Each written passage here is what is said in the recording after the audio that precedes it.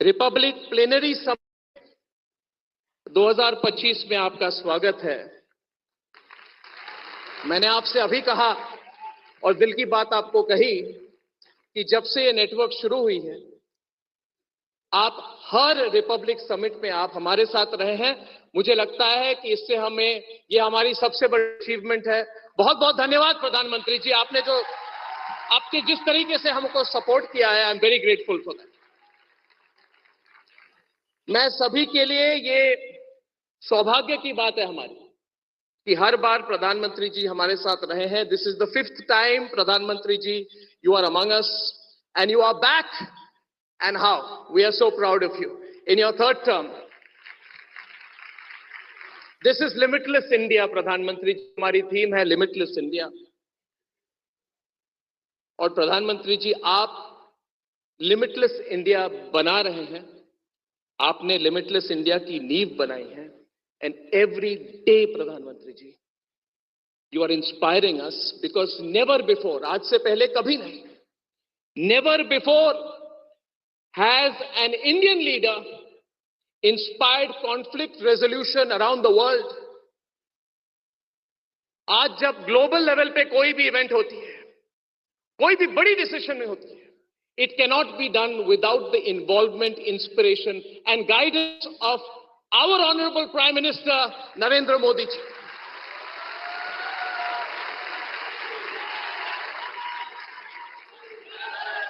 And I am a 90s kid.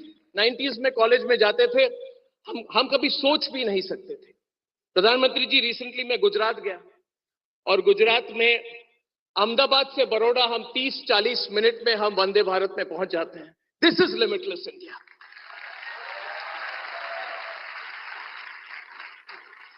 What is limitless India that Narendra Modi has created? When you stand in front of Eiffel Tower in France, आप Paris जाइए, Eiffel tower के सामने खड़े हो जाइए, या अरुणाचल के कोई भी गांव में जाइए, या लक्षद्वीप के बीचेस में जाइए, आपको फाइनेंशियल इंक्लूजन दिखती है through UPI. That is the limitless India. These are not small things. These are not small things. These are very, very, very big things. और प्रधानमंत्री जी, मैं हमेशा कहता हूं कि हमने चेंजेस देखी हैं जो आज 20-25 साल या 30 साल के कम के युवक हैं, उन्होंने ये चेंजेस इतनी देखी नहीं है। हमारी जनरेशन ने देखी है। So we are grateful to you and we must never take this for granted. प्रधानमंत्री जी, you are working limitlessly to invest in our people, your economy, our innovation. और हम भी कुछ करना चाहते हैं। हर बार हमारी कोशिश रहती है कि रिपब्लिक नेटवर्क जो है, हम कभी न्यूज फर्स्ट तो कभी कहते ही नहीं है, ये तो सब लोग टेकन फॉर ग्रांटेड करते हैं। प्रधानमंत्री जी, हम कहते हैं नेशन फर्स्ट।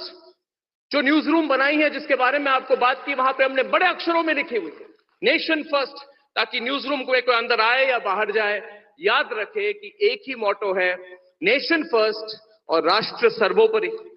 और पिछली बार जब आप आए थे प्रधानमंत्री जी, 7 मार्च, 1 साल, आपने एक लिमिटलेस थॉट दी थी मुझे। आपने कहा था स्टेज से कि अर्नब, अनेक भाषाओं में एक ऐसा प्लेटफॉर्म तुम तैयार करो जिससे पहुंच बढ़ सके, ज्यादा से ज्यादा इंडियंस को आप रीच कर सको, और कुछ करो जिससे लोग इंस्पायर हो, सिर्फ न्यूज के लिए नहीं, to make a positive change for the country. प्रधानमंत्री जी, I want to share with you that inspired by you, today we have started in Republic Network's Limitless India program. आज इस समिट के साथ हम शुरू कर रहे हैं। It is dedicated to young Indian innovators and thought leaders under the age of 30. We are tapping into the युवा शक्ति, भारत की युवा शक्ति को टैप करते हुए we are today honoring 9 game-changing young Indians who will change the future of this country. Pradhanmantri ji, it is not just what you do from your Prime Minister's office. Every single Indian today is inspired by you. When we ask the people, why did you bring those ideas? They say we are inspired by the moment which we are in. Pradhanmantri ji, एक idea था जिन्होंने share किया है, one award winning idea आपके साथ share करना चाहता हूं। How to use artificial intelligence to revolutionise the rural economy. ग्रामीण इकोनॉमी के लिए आर्टिफिशियल इंटेलिजेंस का किस तरह से प्रयोग किया जाए। हमारे एक अवार्ड विनर ने और एक पाथ ब्रेकिंग आइडिया थी, of a plastic police crowdsourcing digital initiative to combat plastic waste in urban areas. Another idea was which connected daily wage workers and street vendors to the quick commerce boom in the country. Pradhan Mantri ji, the Republic Youth Hackathon has got thousands and thousands and thousands of entries through the digital pitch networks. Digital pitch dashboard बनाई हमने Republic Network में. और मैं ये Limitless India program we want to dedicate to your leadership, Pradhan Mantri ji. That is our first thing I wanted to tell. And there is one thing which I also wanted to share in your presence and with everyone following Republic. I want to announce one more nation first initiative in your presence. Pradhan Mantri ji, यहाँ से 40 kilometre दूर Republic media network global campus हमने तैयार की है, जिसका जिक्र मैंने आपको पिछले समिट में किया था. हिंदी, इंग्लिश, डिजिटल हर भारतीय भाषा में वहां पे प्लेटफॉर्म बन रही है. हमने फिजिकल इंफ्रास्ट्रक्चर बनाई है कड़ी मेहनत के साथ, और वहां में हमने हार्डवेयर बना दी है, और अभी उसमें सॉफ्टवेयर डालने के लिए हम national positive influencers programme launch कर रहे हैं. उसके बारे में मैं दो बातें आपसे शेयर करना चाहता हूं. प्रधानमंत्री जी, ग्लोबल कनेक्टिविटी के साथ, ग्लोबल कनेक्टिविटी तो भरपूर है, मगर जरूरत quality, global good quality content की भी है. और प्रॉब्लम कभी होती है कि लोग फॉलोअर्स या नंबर्स को देख के कंटेंट बनाते हैं. प्रधानमंत्री जी, हम चाहते हैं कि नैरेटिव को देख के कोई कंटेंट बनाए, नंबर्स को देख के नहीं. नंबर्स आ जाती हैं प्रधानमंत्री जी अगर नियत सही हो. जैसे आपने हर बार मुझे कहा अर्नब हिंदी में बात करो, तो मैंने कहा कि मेरी तो हिंदी खराब है मगर मेरी नियत साफ है. तो प्रधानमंत्री जी, हमारी नियत बहुत क्लीन है. जहां भी पहुंचे हम, क्योंकि we have clear intent in our hearts, और हम पॉजिटिव इन्फ्लुएंसर प्रोग्राम बना रहे हैं. अंडर दिस प्रोग्राम 4 हफ्ते बाद हम 100 पॉजिटिव इन्फ्लुएंसर्स को रिपब्लिक मीडिया नेटवर्क के कैंपस में लाके उन्हें रिसोर्सेज देंगे, उन्हें फाइनेंशियल सपोर्ट देंगे, उन्हें प्लेटफॉर्म देंगे, उन्हें हम हमारी एडवांस्ड प्रोडक्शन सिस्टम्स देंगे, और भारत की nationalist platform of Republic media network का जितना सपोर्ट है हम दिल से देंगे, ताकि इंडिया के लिमिटलेस क्वालिटी कंटेंट भी बने, which will have a huge impact on this country. प्रधानमंत्री जी, पर्सनल रिक्वेस्ट है, कभी आपको, आपने जैसे समय दे, एक बार कभी आप हमारे कैंपस में आके इन इन्फ्लुएंसर्स को मिले और इनको भी इंस्पायर करें जब भी आपको मौका मिले. तो प्रधानमंत्री जी, ज्यादा समय नहीं लेते हुए मैं ये कहूंगा कि you are the limitless India. We owe our limitless dream to. We owe it to you. And I have said this, that history will remember, and history is already recording today what you have done for India, for Asia, and for the changing balance in the global order. You have brought a new balance in the global order, Pradhan Mantri ji. We owe our drive and ambition to you. We owe our ability to make vaccines, satellites, and missiles to you. And we owe it to you because, Pradhan Mantri ji, you have given us the confidence that we can do it. You have shaped India's future. We owe it to you because your absolutely limitless vision is leading not just the country but the world. Pradhan Mantri ji, from the bottom of our heart, I welcome you once again to our Republic Media Network Plenary Summit, and thank you so much for giving me the time to present my thoughts to you. बहुत बहुत धन्यवाद प्रधानमंत्री जी.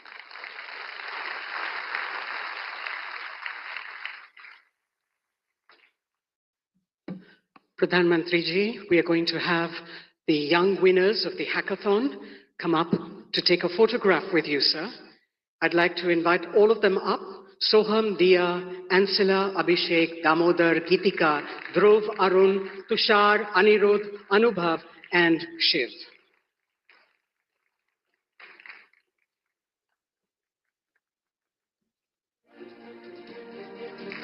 This is Young India, ladies and gentlemen. Give them a round of applause and keep that applause on.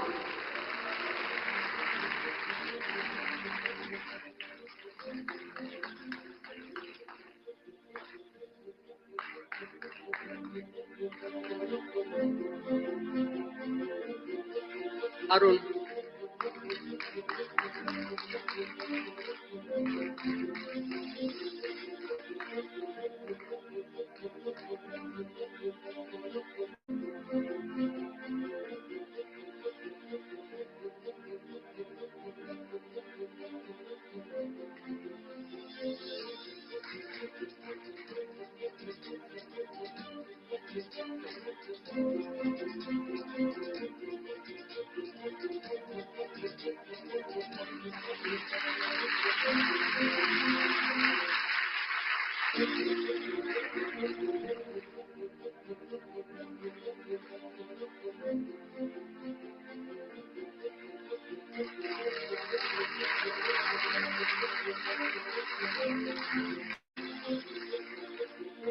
Thank you, Mr. Prime Minister, sir.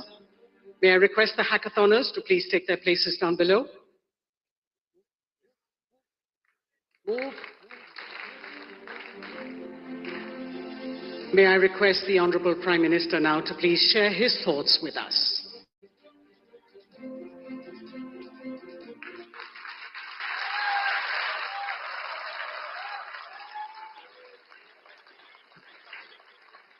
नमस्कार। आप लोग सब थक गए होंगे।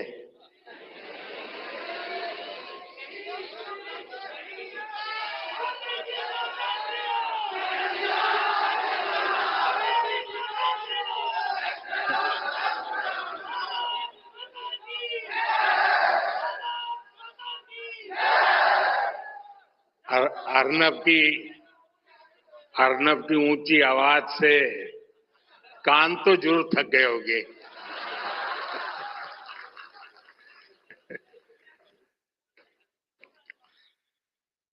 बैठिए अर्नब, अभी चुनाव का मौसम नहीं है।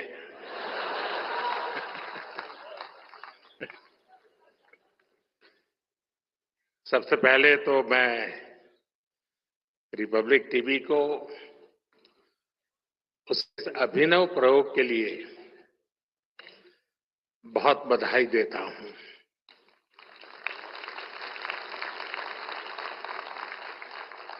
आप लोग युवाओं को ग्रासरूट लेवल पर इन्वॉल्व करके इतना बड़ा कंपटीशन कराकर यहां लाए हैं। जब देश का युवा नेशनल डिस्कोर्स में इन्वॉल्व होता है तो विचारों में नवीनता आती है। वो पूरे वातावरण में एक नई ऊर्जा भर देता है और यही ऊर्जा इस समय हम यहां महसूस भी कर रहे हैं।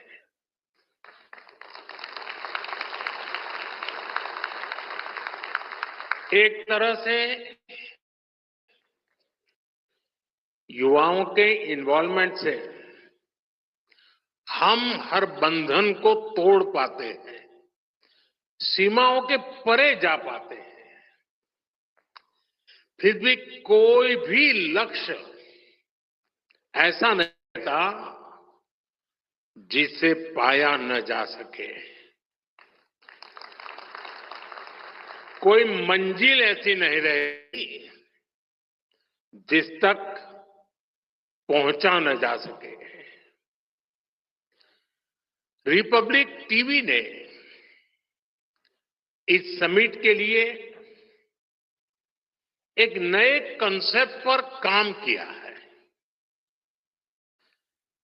मैं इस समिट की सफलता के लिए आप सभी को बहुत बहुत बधाई देता हूं, आपका अभिनंदन करता हूं। अच्छा, मेरा भी इसमें थोड़ा स्वार्थ है। एक तो मैं पिछले दिनों से लगा हूं कि मुझे 1 लाख नौजवानों को राजनीति में लाना है।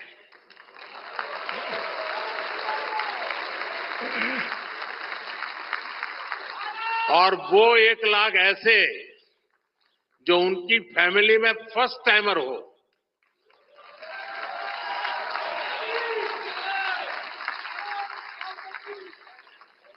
तो एक प्रकार से ऐसे इवेंट मेरी जो मेरा मकसद है उसका ग्राउंड बना रहे हैं।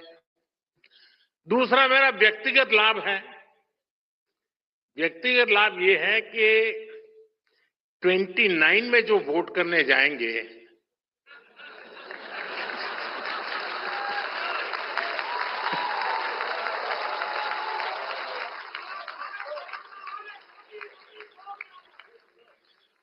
उनको पता ही नहीं है कि 2014 के पहले अखबारों की हेडलाइन क्या हुआ करती थी। उसे पता नहीं है 10-10, 12-12 लाख करोड़ के घोटाले होते थे। उसे पता नहीं है। और वो जब 29 में वोट करने जाएगा तो उसके सामने कंपैरिजन के लिए कुछ नहीं होगा।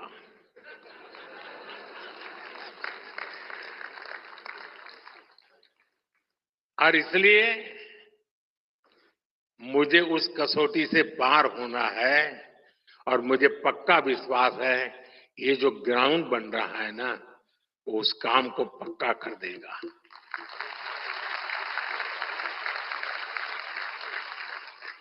साथियों, आज पूरी दुनिया कह रही है कि ये भारत की सदी है। क्या आपने नहीं सुना?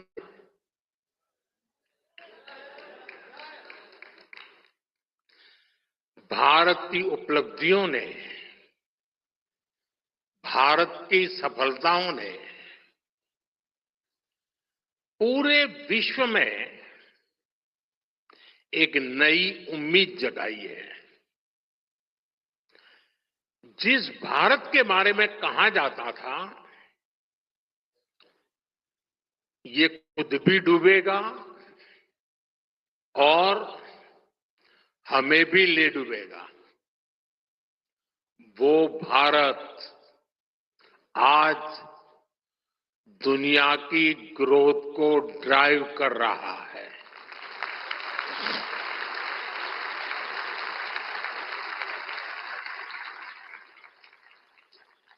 मैं भारत के फ्यूचर की दिशा क्या है, ये हमें आज के हमारे काम और सिद्धियों से पता चलता है। आजादी के 65 साल बाद भी भारत दुनिया की 11वें नंबर की इकोनॉमी था। बीते दशक में हम दुनिया की 5वें नंबर की इकोनॉमी बने और अब उतनी ही तेजी से दुनिया की तीसरी सबसे बड़ी अर्थव्यवस्था बनने जा रहे हैं। साथियों, मैं आपको 18 साल पहले की भी याद दिलाता हूं। ये 18 साल का खास कारण है क्योंकि जो लोग 18 साल की उम्र के हुए हैं, जो पहली बार वोटर बन रहे हैं, उनको 18 साल के पहले का पता नहीं है, इसलिए मैंने वो आंकड़ा लिया है। 18 साल पहले यानी 2007 में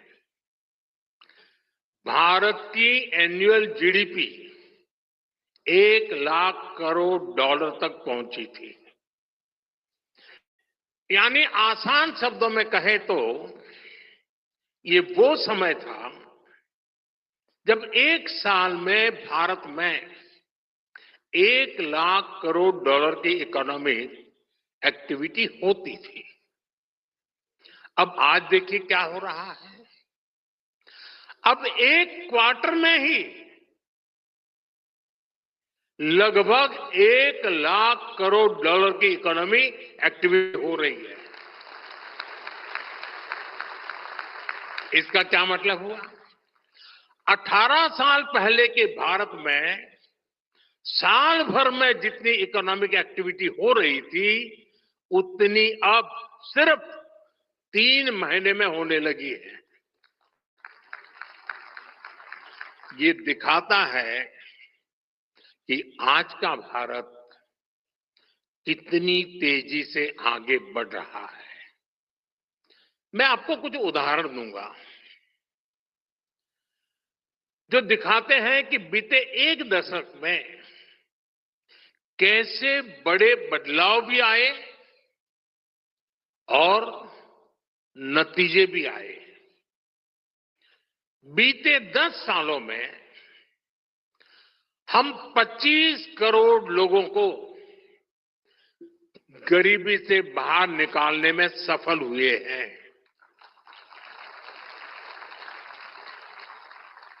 ये संख्या कई देशों की कुल जनसंख्या से भी ज्यादा है। आप वो दौर भी याद करिए जब सरकार खुद स्वीकार करती थी, प्रधानमंत्री खुद कहते थे कि 1 रुपया भेजते थे तो 15 पैसा गरीब तक पहुंचता था। वो 85 पैसा कौन पंजा खा जाता था।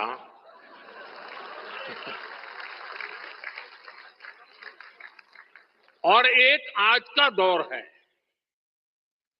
बीते दशक में गरीबों के खाते में डीबीटी के जरिए डायरेक्ट बेनिफिट ट्रांसफर डीबीटी के जरिए 42 लाख करोड़ रुपए से ज्यादा ट्रांसफर किए गए हैं। 42 लाख करोड़ रुपए। अगर आप वो हिसाब लगा दें रुपये में से 15 पैसा वाला तो 42 लाख करोड़ का क्या हिसाब निकलेगा। साथियों, आज दिल्ली से 1 रुपया निकलता है तो 100 पैसे आखिरी जगह तक पहुंचते हैं।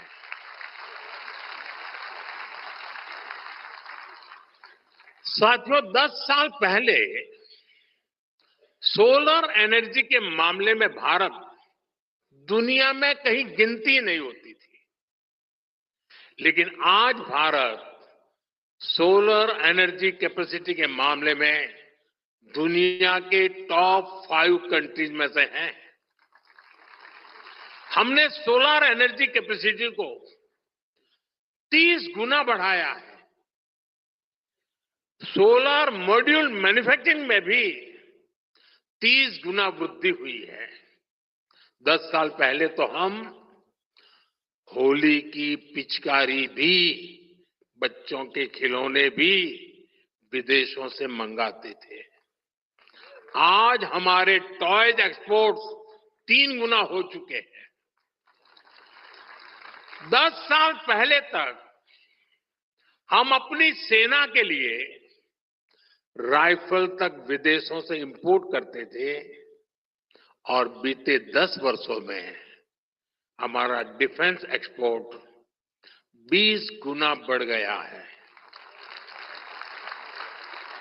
साथियों, इन 10 वर्षों में हम दुनिया के दूसरे सबसे बड़े स्टील प्रोड्यूसर हैं, दुनिया के दूसरे सबसे बड़े मोबाइल फोन मैन्युफैक्चरर हैं और दुनिया का तीसरा सबसे बड़ा स्टार्टअप इकोसिस्टम बने हैं। इन्हीं 10 सालों में हमने इंफ्रास्ट्रक्चर पर अपने कैपिटल एक्सपेंडिचर को 5 गुना बढ़ाया है। देश में एयरपोर्ट की संख्या 2 गुनी हो गई है। इन 10 सालों में ही देश में ऑपरेशनल एम्स की संख्या 3 गुना हो गई है और इन्हीं 10 सालों में मेडिकल कॉलेजों और मेडिकल सीट की संख्या भी करीब करीब 2 गुनी हो गई है। साथियों, आज के भारत का मिजाज कुछ और ही है। आज का भारत बड़ा सोचता है, बड़े टारगेट तय करता है और आज का भारत बड़े नतीजे ला करके दिखाता है। और ये इसलिए हो रहा है क्योंकि देश की सोच बदल गई है। भारत बड़ी एस्पिरेशन के साथ आगे बढ़ रहा है। पहले हमारी सोच ये बन गई थी, चलता है, होता है, अरे चलने दो यार, जो करेगा करेगा, अपन अपना चला लो। पहले सोच कितनी छोटी हो गई थी। मैं इसका एक उदाहरण देता हूं। एक समय था, अगर कहीं सूखा हो जाए, सूखाग्रस्त इलाका हो, तो लोग, उस समय कांग्रेस का शासन हुआ करता था, तो मेमोरेंडम देते थे गांव के लोग, और क्या मांग करते थे कि साहब अकाल होता रहता है, तो इस समय अकाल के राहत के काम, रिलीफ के वर्क शुरू हो जाए, गड्ढे खोदेंगे, मिट्टी उठाएंगे, दूसरे गड्ढे में भर देंगे। यही मांग किया करते थे लोग। कोई कहता था, क्या मांग करता था कि साहब मेरे इलाके में एक हैंडपंप लगवा दो ना, पानी के लिए हैंडपंप की मांग करते थे। कभी कभी सांसद क्या मांग करते थे, गैस सिलेंडर इसको जरा दे लीजिए ना। सांसद ये काम करते थे। उनको 25 कूपन मिला करती थी, और उस 25 कूपन को पार्लियामेंट का मेंबर अपने पूरे क्षेत्र में गैस सिलेंडर के लिए ऑब्लाइज करने के लिए उपयोग करता था। एक साल में एक एमपी 25 सिलेंडर, और ये सारा 2014 तक था। एमपी क्या मांग करते थे, साहब ये जो ट्रेन जा रही है ना, मेरे इलाके में एक स्टॉपेज दे देना। स्टॉपेज की मांग हो रही थी। ये सारी बातें मैं 2014 के पहले की कर रहा हूं, बहुत पुरानी नहीं कर रहा हूं। कांग्रेस ने देश के लोगों की एस्पिरेशंस को कुचल दिया था।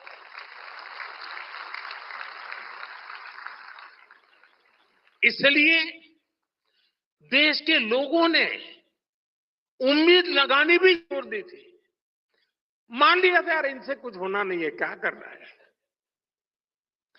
लोग कहते थे कि भाई ठीक है, तुम इतना ही कर सकते तो इतना ही कर दो।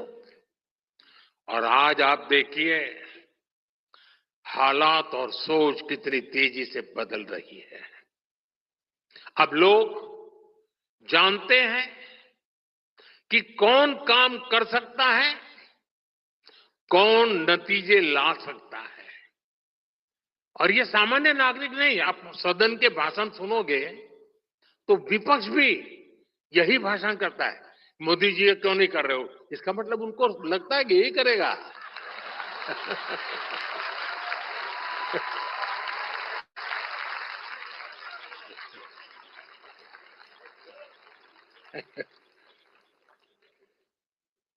साथियों,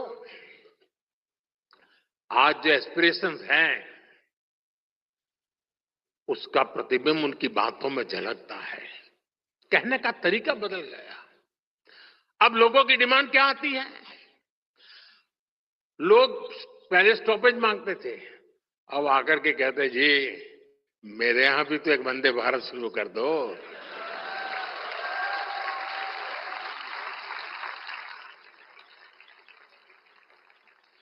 अभी मैं कुछ समय पहले कुवैत गया था, तो मैं वहां लेबर कैंप में, नॉर्मली मैं बाहर जाता हूं तो अपने देशवासी जहां काम करते हैं मैं उनके पास जाने का प्रयास करता हूं।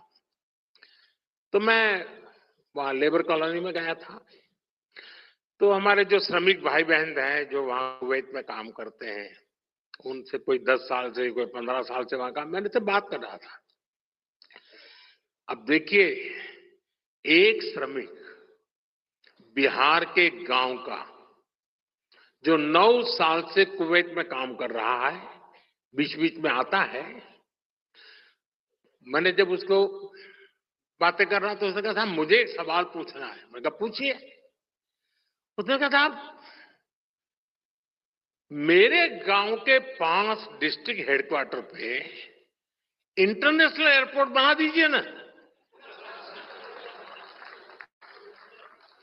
जी मैं इतना प्रसन्न हो गया कि मेरे देश के बिहार के गांव का श्रमिक जो 9 साल से कुवैत में मजदूरी करता है, वो भी सोचता है अब मेरे डिस्ट्रिक्ट में इंटरनेशनल एयरपोर्ट बनेगा। ये है आज भारत के एक सामान्य नागरिक की एस्पिरेशन, जो विकसित भारत के लक्ष्य की ओर पूरे देश को ड्राइव कर रही है। साथियों, किसी भी समाज की, राष्ट्र की ताकत तभी बढ़ती है जब उसके नागरिकों के सामने से बंदिशें हटती हैं, बाधाएं हटती हैं, रुकावटों की दीवारें गिरती है, तभी उस देश के नागरिकों का सामर्थ्य बढ़ता है। आसमान की ऊंचाई भी उनके लिए छोटी पड़ जाती है। इसलिए हम निरंतर उन रुकावटों को हटा रहे हैं जो पहले की सरकारों ने नागरिकों के सामने लगा रखी थी। अब मैं उदाहरण देता हूं स्पेस सेक्टर। स्पेस सेक्टर में पहले सब कुछ इसरो के ही जिम्मे था। इसरो ने निश्चित तौर पर शानदार काम किया, लेकिन स्पेस साइंस और एंटरप्रेन्योरशिप को लेकर देश में जो बाकी सामर्थ्य था उसका उपयोग नहीं हो पा रहा था। सब कुछ इसरो में सिमट गया था।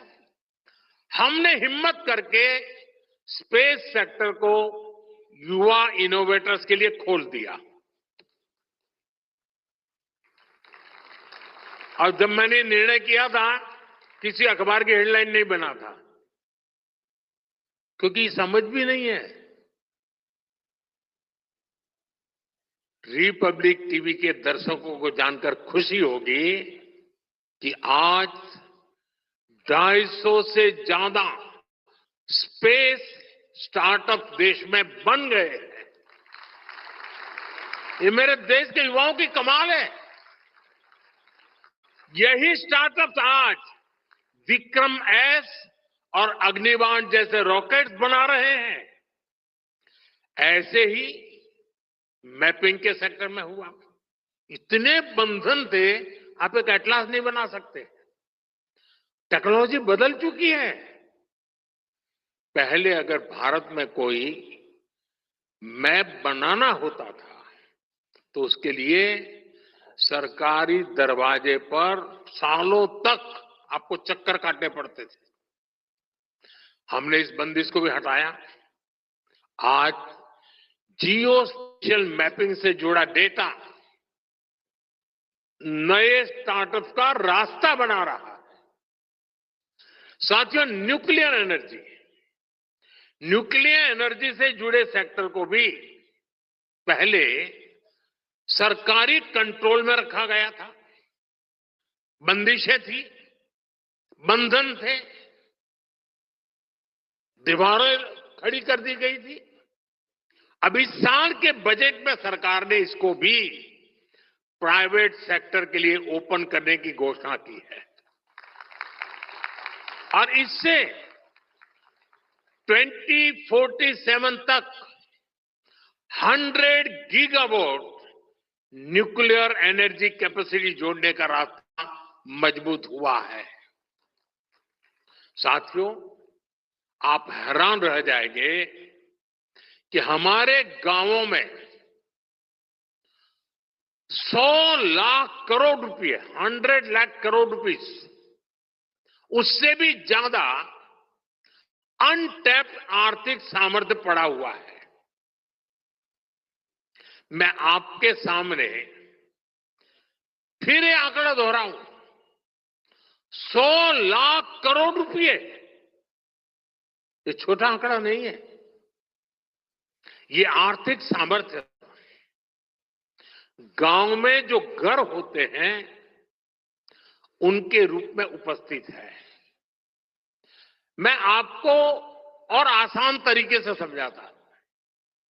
अब जैसे यहां दिल्ली जैसे शहर में आपके घर 50 लाख के, 1 करोड़ 2 करोड़ के होते हैं। आपकी प्रॉपर्टी की वैल्यू पर आपको बैंक लोन भी मिल जाती है। अगर आपका दिल्ली में घर है तो आप बैंक से करोड़ों रुपए के लोन ले सकते हैं। अब सवाल यह है कि घर दिल्ली में ही थोड़े, गांव में भी तो घर है, वहां भी तो घरों का मालिक है। वहां ऐसा क्यों नहीं होता? गांवों में घरों पर लोन इसलिए नहीं मिलता क्योंकि भारत में गांव के घरों के लीगल डॉक्यूमेंट्स नहीं होते थे, प्रॉपर मैपिंग ही नहीं हो पाई थी। इसलिए गांव की इस ताकत का उचित लाभ देश को, देशवासियों को नहीं मिल पाया। और ये सिर्फ भारत की समस्या है ऐसा नहीं है। दुनिया के बड़े बड़े देशों में लोगों के पास प्रॉपर्टी के राइट्स नहीं है। बड़ी बड़ी अंतर्राष्ट्रीय संस्थाएं कहती हैं कि जो देश अपने यहां लोगों को प्रॉपर्टी राइट देता है वहां की जीडीपी में उछाल आ जाता है। साथियों, भारत में गांव के घरों के प्रॉपर्टी राइट देने के लिए हमने एक स्वामित्व स्कीम शुरू की। इसके लिए हम गांव गांव में ड्रोन से सर्वे करा रहे हैं, गांव के एक एक घर की मैपिंग करा रहे हैं। आज देश भर में गांव के घरों के प्रॉपर्टी कार्ड लोगों को दिए जा रहे हैं।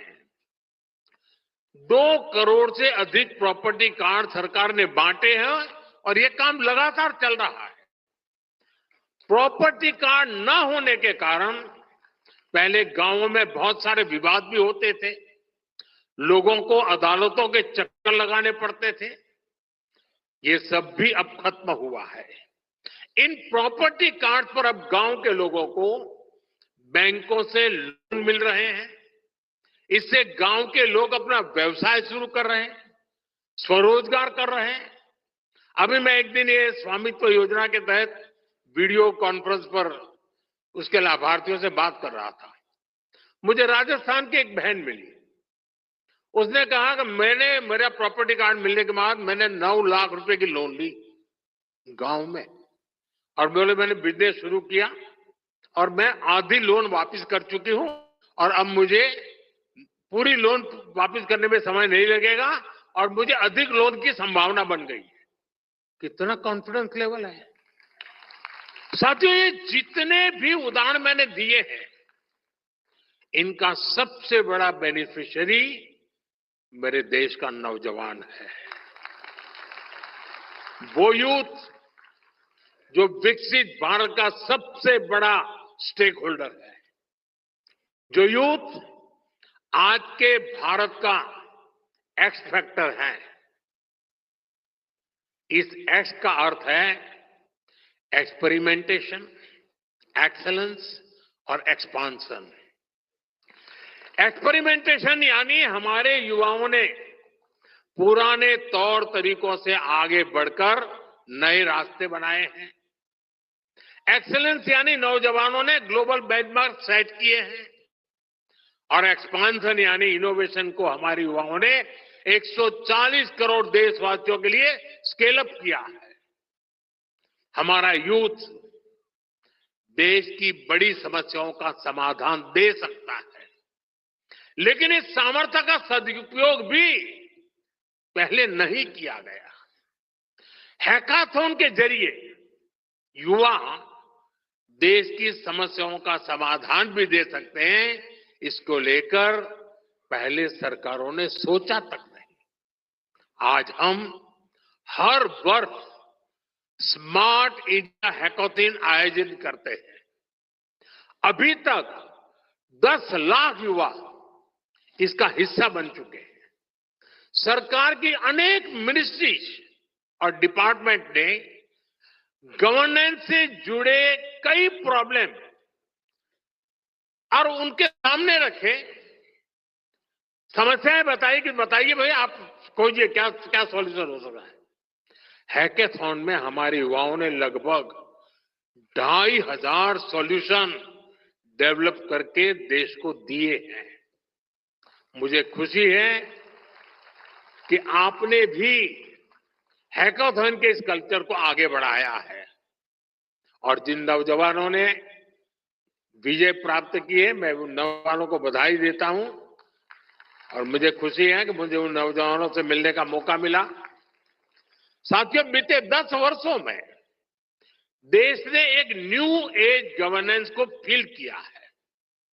बीते दशक में हमने इम्पैक्ट लेस एडमिनिस्ट्रेशन को इम्पैक्टफुल गवर्नेंस में बदला है। आप जब फील्ड में जाते हैं तो अक्सर लोग कहते हैं कि हमें फला सरकारी स्कीम का बेनिफिट पहली बार मिला। ऐसा नहीं है कि वो सरकारी स्कीम पहले नहीं थी, स्कीम्स पहले भी थी, लेकिन इस लेवल की लास्ट माइल डिलीवरी पहली बार सुनिश्चित हो रही है। आप अक्सर पीएम आवास स्कीम के बेनिफिशियरीज के इंटरव्यू चलाते हैं। पहले कागज पर गरीबों के मकान सैंक्शन होते थे, आज हम जमीन पर गरीबों के घर बनाते हैं। पहले मकान बनाने की पूरी प्रक्रिया गवर्नमेंट ड्रिवन होती थी। कैसा मकान बनेगा, कौन सा सामान लगेगा, ये सरकार ही तय करती थी। हमने इसको ओनर ड्रिवन बनाया। सरकार लाभार्थी के अकाउंट में पैसा डालती है, बाकी कैसा घर बनेगा ये लाभार्थी खुद डिसाइड करता है। और घर के डिजाइन के लिए भी हमने देश भर में कंपटीशन किया, घरों के मॉडल सामने रखे, डिजाइन के लिए भी लोगों को जोड़ा, जन भागीदार से चीजें तय की। इससे घरों की क्वालिटी भी अच्छी हुई है और घर तेज गति से कंप्लीट भी होने लगे हैं। पहले ईंट पत्थर जोड़कर आधे अधूरे मकान बनाकर दिए जाते थे, हमने गरीब को उसके सपनों का घर बनाकर दिया है। इन घरों में नल से जल आता है, उज्ज्वला योजना का गैस कनेक्शन होता है, सौभाग्य योजना का बिजली कनेक्शन होता है। हमने सिर्फ 4 दीवारें खड़ी नहीं की हैं, हमने उन घरों में जिंदगी खड़ी की है। साथियों, किसी भी देश के विकास के लिए बहुत जरूरी पक्ष है उस देश की सुरक्षा, नेशनल सिक्योरिटी। बीते दशक में हमने सिक्योरिटी पर भी बहुत अधिक काम किया है। आप याद करिए, पहले टीवी पर अक्सर सीरियल बम ब्लास्ट की ब्रेकिंग न्यूज चला करती थी।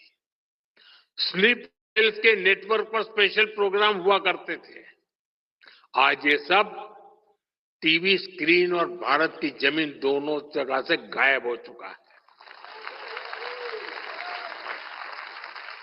वरना पहले आप ट्रेन में जाते थे, हवाई अड्डे पर जाते थे, लावारिस कोई बैग पड़ी है तो छूना मत, ऐसी सूचनाएं आती थी। आज वो जो 18-20 साल के नौजवान है, उन्होंने वो सूचना सुनी ही नहीं होगी। आज देश में नक्सलवाद भी अंतिम सांसें गिन रहा है। पहले जहां 100 से अधिक जिले नक्सलवाद की चपेट में थे, आज ये 2 दर्जन से भी कम जिलों में ही सीमित रह गया है। ये तभी संभव हुआ जब हमने नेशन फर्स्ट की भावना से काम किया। हमने इन क्षेत्रों में गवर्नेंस को ग्रासरूट लेवल तक पहुंचाया। देखते ही देखते इन जिलों में हजारों किलोमीटर लंबी सड़कें बनी, स्कूल, अस्पताल बने, 4G मोबाइल नेटवर्क पहुंचा और परिणाम आज देश देख रहा है। साथियों, सरकार के निर्णायक फैसलों से आज नक्सलवाद जंगल से तो साफ हो रहा है, लेकिन अब वो अर्बन सेंटर्स में पैर पसार रहा है। अर्बन नक्सलियों ने अपना जाल इतनी तेजी से फैलाया है कि जो राजनीतिक दल अर्बन नक्सल के विरोधी थे, जिनकी विचारधारा कभी गांधी जी से प्रेरित थी, जो भारत की जड़ों से जुड़ी थी, ऐसे राजनीतिक दलों में आज अर्बन नक्सल पैठ जमा चुके हैं। आज वहां अर्बन नक्सलियों की आवाज उनकी ही भाषा सुनाई देती है। इसी से हम समझ सकते हैं कि इनकी जड़ें कितनी गहरी हैं। हमें याद रखना है कि अर्बन नक्सली भारत के विकास और हमारी विरासत, इन दोनों के घोर विरोधी हैं। वैसे अर्नब ने भी अर्बन नक्सलियों को एक्सपोज करने का जिम्मा उठाया हुआ है। विकसित भारत के लिए विकास जरूरी है और विरासत को मजबूत करना भी आवश्यक है, और इसलिए हमें अर्बन नक्सलियों से सावधान रहना है। साथियों, आज का भारत हर चुनौती से टकराते हुए नई ऊंचाइयों को छू रहा है। मुझे भरोसा है कि रिपब्लिक टीवी नेटवर्क के आप सभी लोग हमेशा नेशन फर्स्ट के भाव से पत्रकारिता को नया आयाम देते रहेंगे। आप विकसित भारत के एस्पिरेशन को अपनी पत्रकारिता से कैटलिस्ट करते रहे। इसी विश्वास के साथ आप सभी का बहुत बहुत आभार, बहुत बहुत शुभकामनाएं। धन्यवाद।